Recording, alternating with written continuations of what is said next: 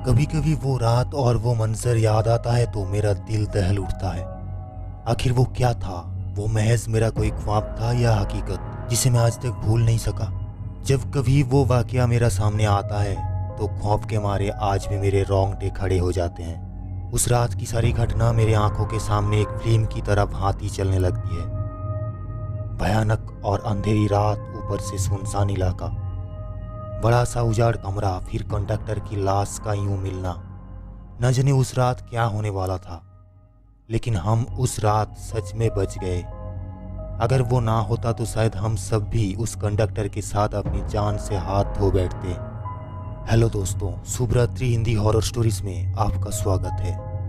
आज की कहानी हमें भेजा है सरोज वर्मा जी ने। चलिए सुनते हैं उस खौफनाक कहानी को सरोज वर्मा जी के शब्द में।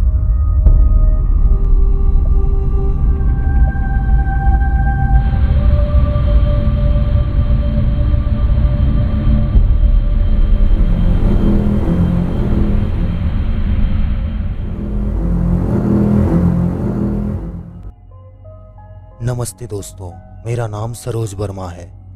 ये लगभग 20 साल पहले की बात है। मैंने अपने परिवार के साथ जयपुर घूमने का कार्यक्रम बनाया। बेटा बहुत दिनों से जिद कर रहा था कि पापा मुझे राजस्थान घूमने के लिए ले चलिए। सो मैं उसकी बात मानकर उसे जयपुर घुमाने को राजी हो गया।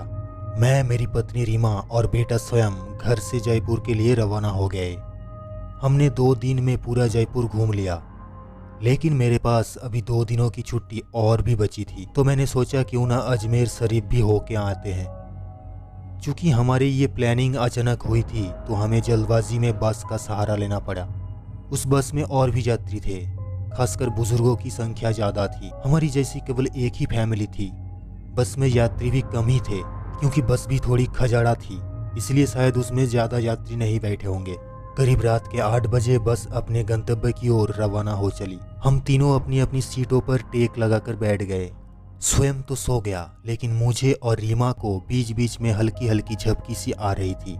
एक तो वीरान और अनजानी जगह, ऊपर से खजाड़ा बास में मुझे अनकंफर्टेबल लग रहा था। ड्राइवर को भी शायद बहुत जल्दी थी गंतव्य तक पहुंचने की, इसलिए वो भी बस को तेज रफ्तार में भगाए चला जा रहा था। अंदर से डर भी लग रहा था कि कहीं वो बस को ठोक ना दे, क्योंकि अंधेरा घना था, साथ में सुनसान सड़क के किनारे, जिन पर ना कोई घर दिख रहा था और ना कोई इंसान। सड़क पर इक्का दुक्का वाहन ही दिखाई दे रहे थे। कुछ बुजुर्गों ने ड्राइवर को टोका भी, बस की रफ्तार जरा धीमी करो। कुछ समय तक तो उसने बस को धीमी रफ्तार से चलाया, लेकिन फिर कुछ देर बाद उसने फिर से बस की रफ्तार बढ़ा दी। एक बुजुर्ग ने फिर से उस ड्राइवर को टोका कि बस की रफ्तार कम करो, लेकिन मना करने के बावजूद भी फिर से ड्राइवर ने रफ्तार बढ़ा दी। तब ड्राइवर ने जवाब दिया कि अंकल जी, जो मैं कर रहा हूँ वो बिल्कुल ठीक कर रहा हूँ। मैंने सुना है कि ये इलाका अच्छा नहीं है, बहुत ज़्यादा खतरा है इस जगह, और हम इस इलाके को जितनी जल्दी पार करके आगे बढ़ जाएं उतना ही अच्छा है। ड्राइवर की बात सुनकर सबने कहा चलो ठीक है। बस तेज रफ्तार से आगे बढ़ ही रही थी कि तभी एक तेज आवाज़ के साथ बस का थोड़ा संतुलन गड़बड़ाया और बस थोड़ी दूर आगे बढ़ी और रुक गई। अब सब सकपका गए कि अचानक ये क्या हुआ। इतना खतरनाक इलाका और बस का रुकना, किसी का भी जी डर जाएगा। ड्राइवर ने अपनी टॉर्च जलाई, बस से नीचे उतरा और उसने देखने लगा कि क्या बात है, बस को आखिर हुआ क्या, वो रुकी क्यों। कुछ देर के मुआयन के बाद उसे पता चला कि बस के पीछे की ओर दोनों पहिए पंचर हो चुके हैं और बस में एक्स्ट्रा पहिए भी नहीं है जिससे उसकी मरम्मत हो सके। अब क्या किया जाए, सभी सोच में पड़ गए। रेतीली अनजान जगह, अमावस की गहरी काली रात, जंगली जानवरों का डर और बस का यूं खराब हो जाना, सबके तो जैसे होश ही उड़ गए। अब क्या करे क्या ना करे, किसी को भी कुछ समझ में नहीं आ रहा था। तभी कंडक्टर को थोड़ी दूर एक रोशनी दिखाई दी। उसने सबसे कहा कि देखो वहाँ रोशनी दिखाई दे रही है, हो सकता है वहाँ कोई गाँव हो, चलो सब वहाँ चलते हैं, शायद रात भर के लिए कोई सुरक्षित जगह मिल जाए। अगर एक कोठरी भी मिल गई तब सब वहाँ एक साथ बैठकर रात तो गुजार ही सकते हैं। सब कंडक्टर की बातों से सहमत हो गए। सबने अपना अपना सामान उठाया और चल पड़े उस रोशनी की ओर। जैसे ही वो सब उस रोशनी के नज़दीक पहुँचे तो हमें एक बड़ी सी कोठरी दिखाई दी, जिसे देखने से लग रहा था कि वो कोई बहुत पुरानी सराय है जहाँ भूले भटके मुसाफिर रुकते हैं। सब कोठरी के दरवाजे के बाहर खड़े हो गए। ड्राइवर ने हिम्मत करके दरवाजे की सांकल खटखटाई। एक बहुत ही बूढ़े व्यक्ति ने दरवाज़ा खोला। उनके सिर पर एक बड़ी सी पगड़ी थी, गले में पुराने जमाने का कोई आभूषण था, कानों में भी कुंडल पहन रखे थे।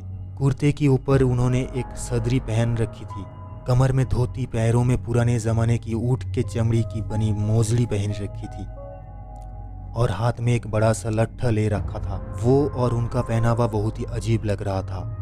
तभी कंडक्टर ने बड़ी हिम्मत करके कहा, ताऊसा, बस पंचर हो गई है। हम सबको रात गुजारने के लिए अगर आपकी कोठरी में थोड़ी जगह मिल जाती तो बड़ी मेहरबानी होती। उस कोठरी के मालिक बोले, डरने की ज़रूरत कोई ना है, ये सराय तो मैंने भूले भटके मुसाफिरों की मदद करने के लिए ही बनाई है। मैं चौधरी सुमेर सिंह और हमारी घरवाली धन्नो ही मुसाफिरों का ख्याल रखते हैं। आप सब लोग भीतर पधारो, जो हम दोनों से बन पाएगा वो आपकी मदद करेंगे। कंडक्टर बोला, बहुत बहुत धन्यवाद ताऊसा, बड़ी मेहरबानी जो इस अनजान जगह में आप हमारी मदद करने को राजी हो गए। चौधरी सुमेर सिंह बोले, इसमें धन्यवाद का क्या बात है, ये तो हमारा फर्ज है। मारे को बहुत खुशी हुई जो आप लोग मारे यहाँ पधारे। ये रहा पानी से भरा मटका, इस बड़ी सी डोलिया में पूरियाँ रखी हैं और उस बड़ी सी बोतलोही में आलू की तरकारी होंगी। ये रहे पत्तल और आप सब अपना खाना परोस लीजिए।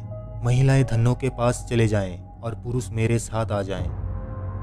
जल्दी से सब खाना खा लो और जिसे बाहर का काम निपटाना है वो निपटाए, क्योंकि 12 बजे के बाद कोई भी बाहर नहीं निकलेगा और ना मैं किसी को बाहर निकलने दूंगा और कोई भी इसका कारण नहीं पूछेगा। सबके पास अपनी अपनी हथघड़ी होगी, समय के अनुसार काम करके सोने के लिए लेट जाओ।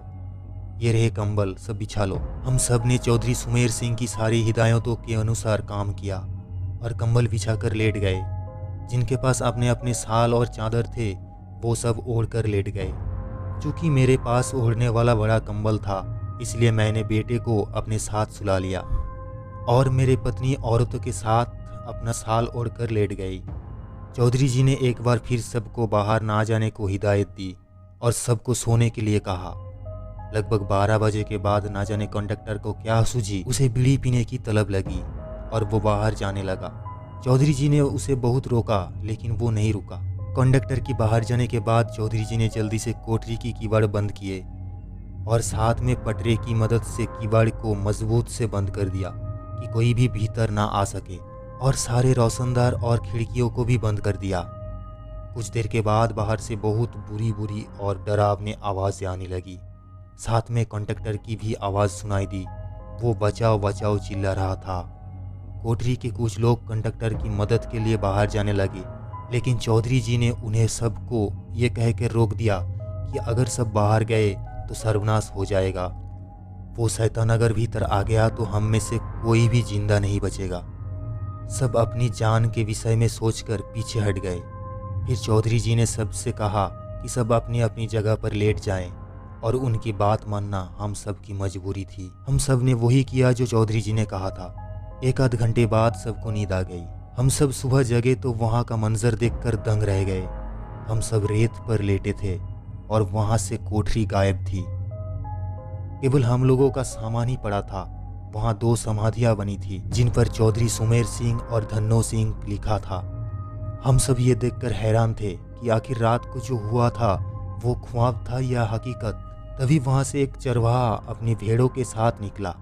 उसको हम लोगों ने सारी बात बताई तो उसने बताया कि यहाँ बहुत समय पहले एक सराय हुआ करती थी जिसकी रखवाली चौधरी सुमेर सिंह और उनकी पत्नी धन्यो किया करते थे और उन दोनों के स्वर्गवास के बाद आज भी उनकी आत्माएं भटके हुए मुसाफिरों की मदद करने आती है। इस इलाके में बहुत शैतानी आत्मा रहती है जो लोगों की कत्ल कर देती हैं, लेकिन सुमेर सिंह और उनकी पत्नी अच्छी आत्माएं हैं, इसलिए वो लोगों की मदद करने आ जाते हैं। ये सब कहकर चरवाहा वहाँ से चला गया, लेकिन हम सब के मुंह और आंखें खुली की खुली रह गई। फिर हम सब ने अपना अपना सामान उठाया और बस की ओर आए। देखा तो वहाँ कंडक्टर की लाश लहूलुहान पड़ी थी। वो सब देखकर हम सब का दिल दहल गया। थोड़ी देर इंतज़ार के बाद वहाँ से एक दूसरी बस गुजरी और हम सब उसमें बैठकर अपने गंतव्य की ओर रवाना हो गई। तो दोस्तों, कहानी कैसी लगी नीचे कमेंट करके बताएं। अगर कहानी अच्छी लगी तो वीडियो को लाइक और चैनल को सब्सक्राइब ज़रूर करें। मिलते हैं ऐसे ही और डरावनी कहानी लेके। तब तक के लिए शुभ रात्रि।